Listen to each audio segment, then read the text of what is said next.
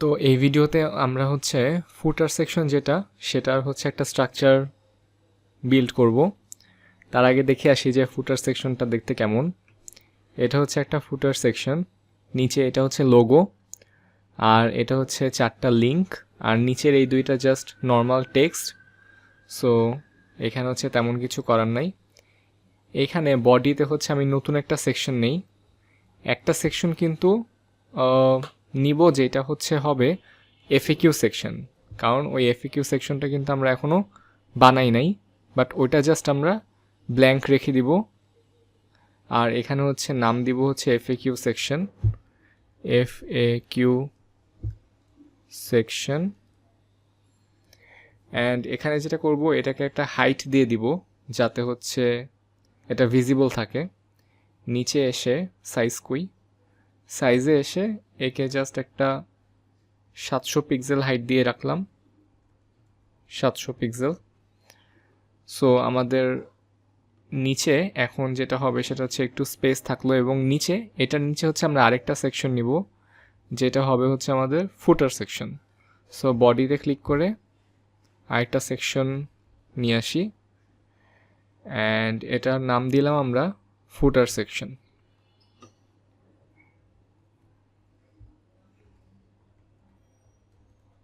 ফুটার section.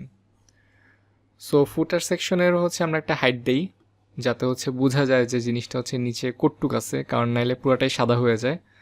So এটার height হচ্ছে বেশি লাগবে না, 300 পিক্সেল দেওয়া যেতে পারে। আর এটাকে একটা কালার দিব। সো এটা ব্যাকগ্রাউন্ড, এখানে এসে ব্যাকগ্রাউন্ড কালার যে একটা ডার্ক গ্রিন কালার আছে সেটা দিয়ে দিব। সো এখানে হচ্ছে একটা বোঝা যাবে যে কতটুকু ফুটার। সো এটা হচ্ছে আমাদের ফুটার। অ্যান্ড আমরা যদি এখন ডিজাইনে যাই, এখানে উপরে একটা লিঙ্ক আছে আর ডান দিকে আরও 4টা লিঙ্ক আছে।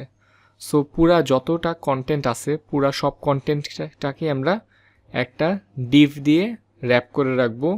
সো ফার্স্টে হচ্ছে একটা ডিভ নেই, অ্যান্ড ডিভ নিয়ে এটার নাম দেই হচ্ছে কি নাম দেওয়া যায়, যেহেতু ফুটারের কন্টেন্টকে র্যাপ করবে, সো এটার নাম দেই ফুটার কন্টেন্ট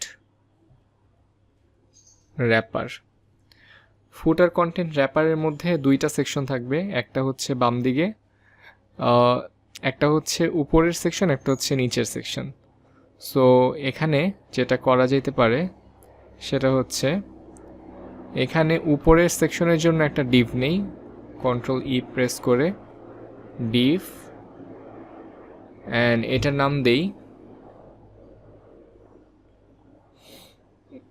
নাম দেওয়া যেতে পারে ফুটার টপ সেকশন, অথবা ফুটার মেনু কন্টেন্ট, ফুটার টপ কন্টেন্ট। সো ফুটার টপ কন্টেন্ট হয়ে গেল। এখন ফুটার টপ কন্টেন্টের মধ্যে 2টা জিনিস থাকবে, একটা হচ্ছে একটা লোগো আর একটা হচ্ছে মেনু। সো এই 2টা জিনিসের জন্য হচ্ছে আমরা 2টা ডিভ নেই। একটা হচ্ছে ফুটার ডিভ না নিলেও হয় যদিও, আচ্ছা ডিভ নিয়ে যখন নিছি, একটা হচ্ছে ফুটার লোগো আর একটা হচ্ছে ফুটার মেনু। সো এটাও হচ্ছে ফুটার টপ কন্টেন্টের মাঝেই থাকবে। এখানে এসে জাস্ট আরেকটা ডিভ নেই, এটার নাম দিলাম হচ্ছে আমরা ফুটার মেনু।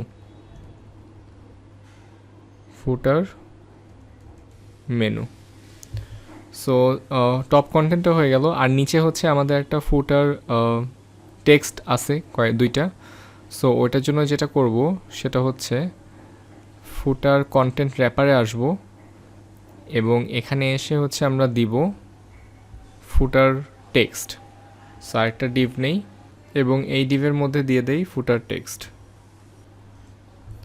সো হয়ে গেল, আর আমাদের মোটামুটি কন্টেন্ট স্ট্রাকচারটা হয়ে গেল। এখন এটার মধ্যে থাকবে হচ্ছে একটা লিঙ্ক। সো লোগোর মাঝে একটা, যেটা করতে পারি টেক্সট লিঙ্ক নিয়ে নেই, টেক্সট লিঙ্ক। অ্যান্ড এটার হচ্ছে